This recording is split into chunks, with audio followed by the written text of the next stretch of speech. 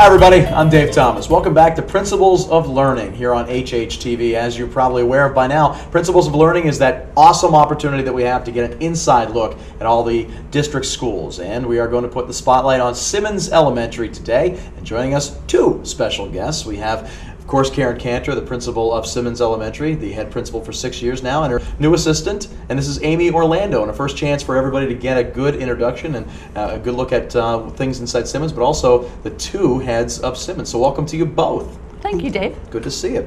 Karen, let's talk about Amy first. Amy, sorry to put you in the spotlight like right away, but what are some of the things that really stuck out to you as far as Amy? And Amy will give you obviously a chance to talk about some of those things that you hope to bring to the table at Simmons as well. Well, over the summer when we learned that Kelly Sendell would be the new principal of Crooked Billet Elementary, Simmons worked to find a replacement for her after her 5 years of very effective leadership at Simmons. We had a large pool of candidates for the position, and we were very fortunate to find Dr. Amy Orlando to be our new assistant principal. Her experience as a classroom teacher at the elementary level, as well as her expertise in technology and curriculum and instruction, were a few of the things that really stood out to us in the selection process, as well as her warm, friendly personality, which is so important in a large elementary school to make all of our families feel welcome at Simmons. Well, let's give those families a little taste of what Dr. Orlando, very impressive, is all about. Amy, what is your I guess your niche, you would say? Well, first let me say that I am thrilled to be at Simmons Elementary School and working with Mrs. Karen Kanter. The staff and the students have been incredibly welcoming to me, and it's been a pleasure so far. For me, coming to Hatboro-Horsham, my goal was to bring my experience in the area of staff development in working with teachers and really love of the classroom, love of instruction and curriculum and how to tie it together and get students to reach for high levels. In my previous district, I had extensive work in working with, for example, everyday math and doing consulting for not only my own district but 7 other districts. And as Karen mentioned, I mean, my love for the classroom, I was a classroom teacher for 15 years. I taught 3rd grade, 4th grade, 5th grade. I was a K-5 technology specialist. I was a K-12 supervisor. So I've always tried to put myself in a position where I'm curious and I'm learning and I'm asking lots of questions to get everybody to be able to work well together and understand not only the big picture, but then that classroom instruction and how to make it work.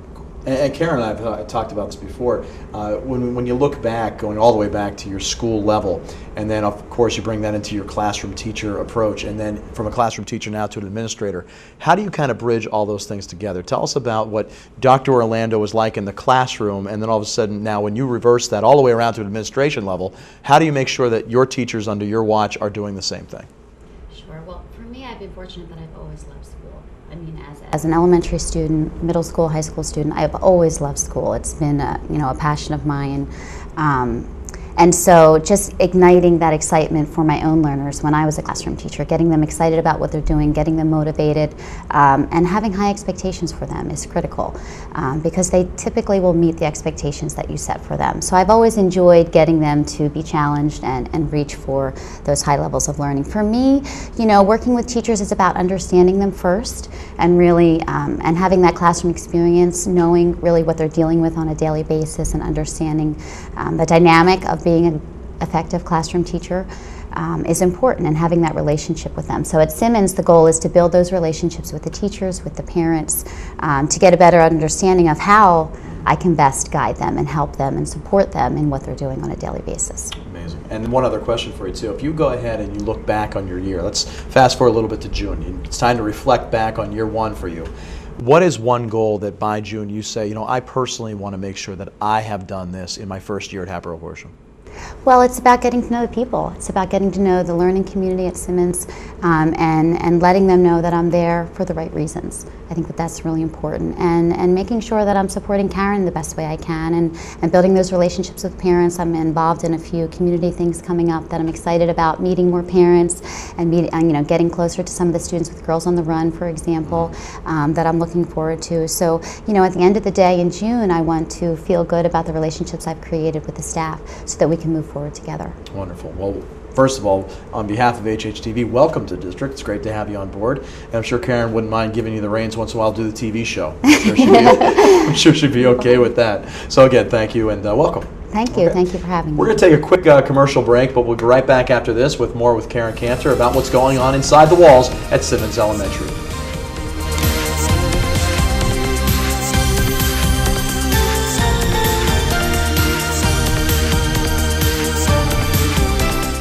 The Hatboro-Horsham Television Network continues to be your source for Hatboro-Horsham School District information and events. HHTV produces a variety of programming that informs, educates, and entertains the Hatboro-Horsham community. Our News You Can Use show highlights events and student achievement in the school district.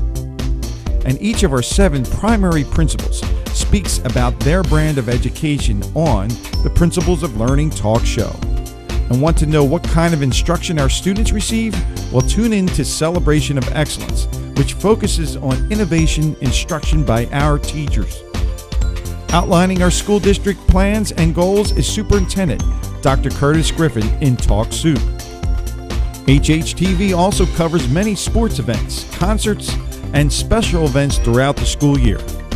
A combination of students and staff power the engine behind HHTV that is available on Comcast, Verizon, YouTube, and our website. Most events are streamed live for your viewing convenience. HHTV, highlighting excellence in education.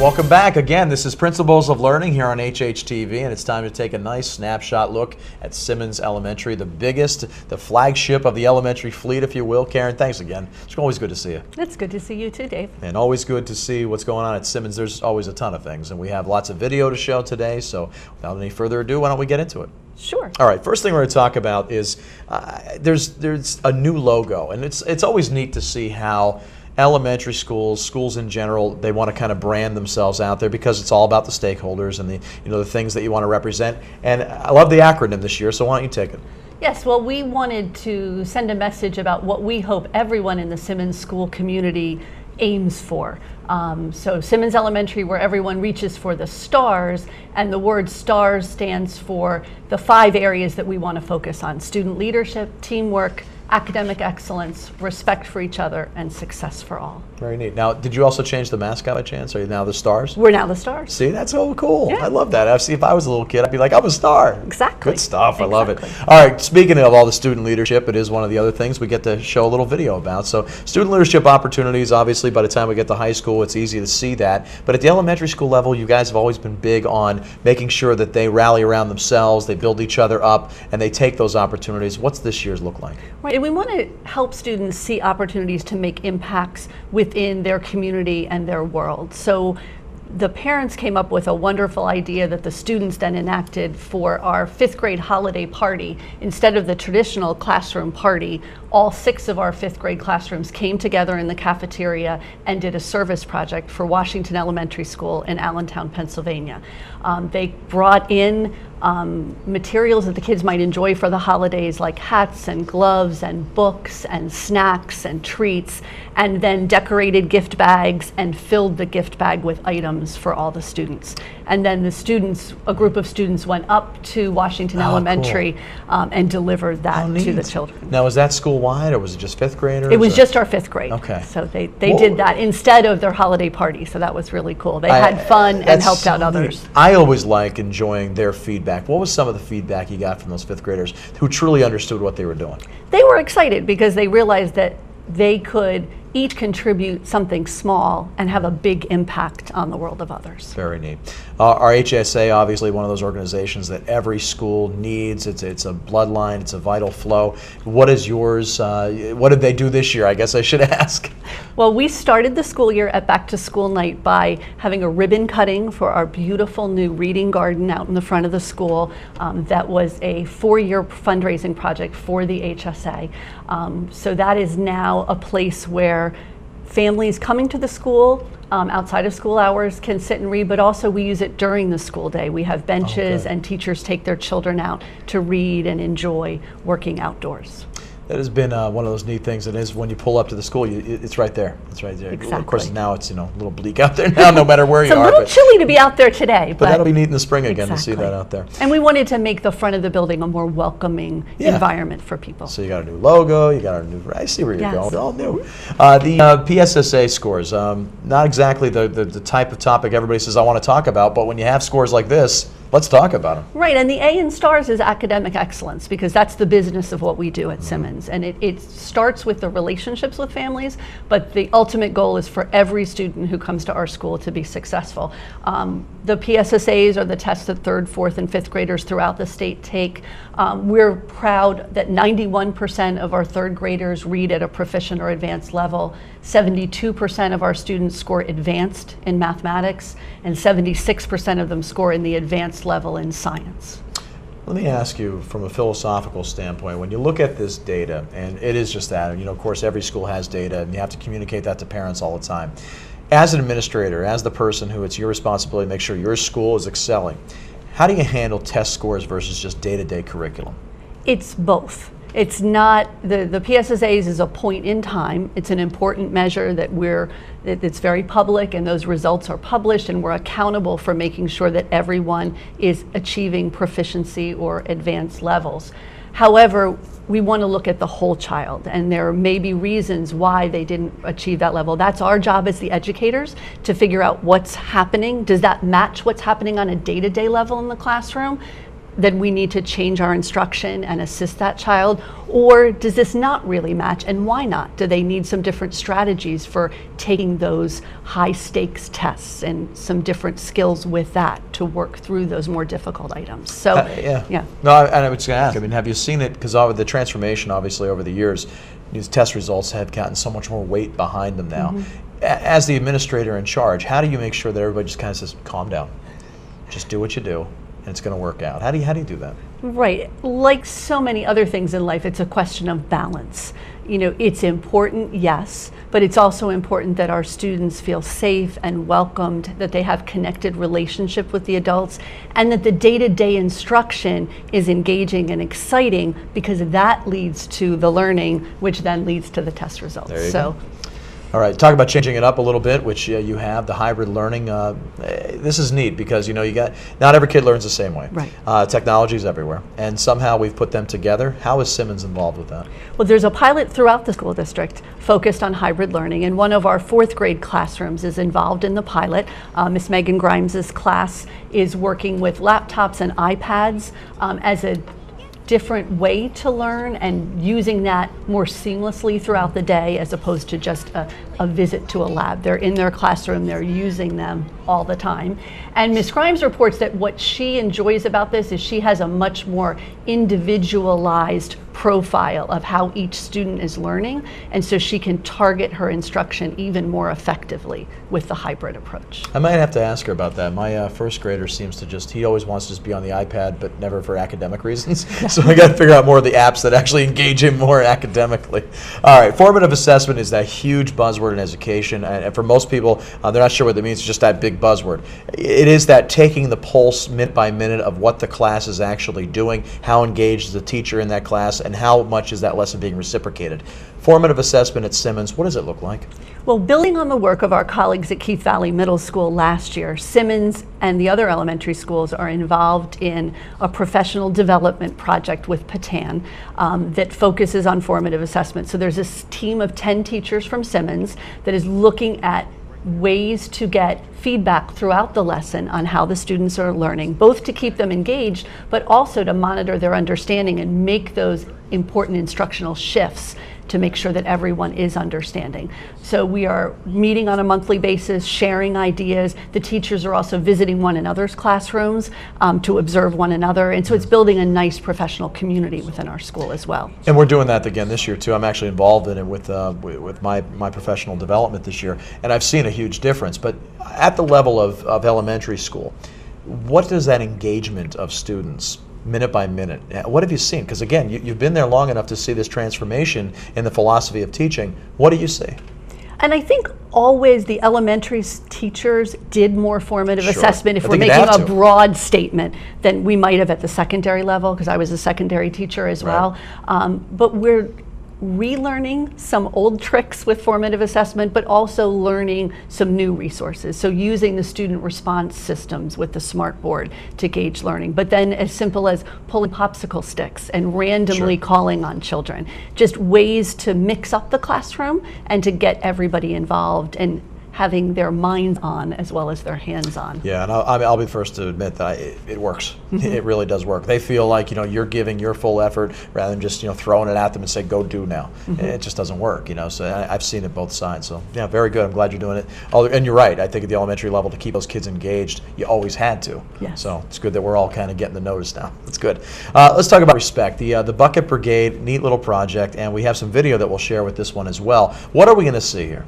Well, you're going to see 3 of our students explain the importance of filling one another's bucket and how we're recognizing students who are showing that star behavior at Simmons Elementary School. Let's take a look. I'm Grace. I'm Abby Rosing. And I'm Charlotte Liebfried. We are 4th graders at Simmons Elementary here, and we are here to tell you about a new project called the Bucket Challenge, a grade level competition to help spread kindness and respect. The Bucket Challenge was created by some Simmons teachers and staff members and is based on the book How Full Is Your Bucket by Tom Rath and Mary Reckmeyer. We interviewed Mrs. Mayrides, one of the Bucket Brigade members, to find out more about the Bucket Challenge for our school newspaper. This is our completed article now.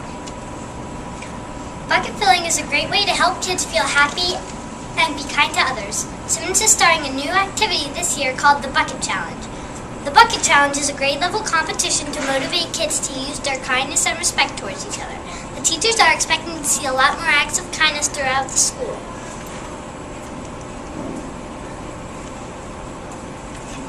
They will be able to tell if the bucket filling is increasing by the amount of tickets in homeroom buckets each week. The teachers wanted to increase the student awareness of the importance of being respectful.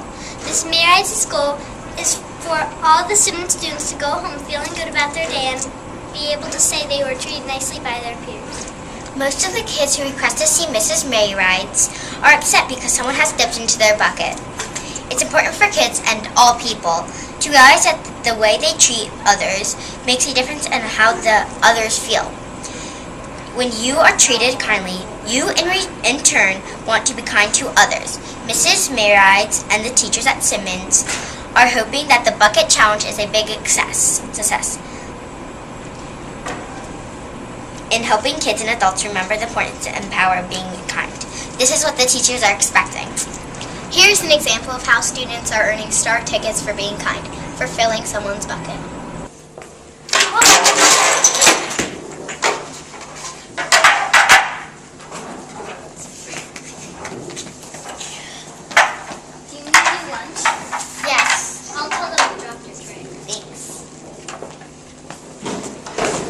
Charlotte, here's a star ticket for filling Grace's bucket for being a good friend and being helpful. So tell your teacher what you got this for before you put it in your bucket.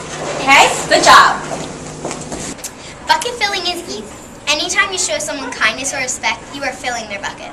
Teachers and staff here at Simmons are on the lookout to reward respect and kindness with star tickets to put toward their grade level total. Neat.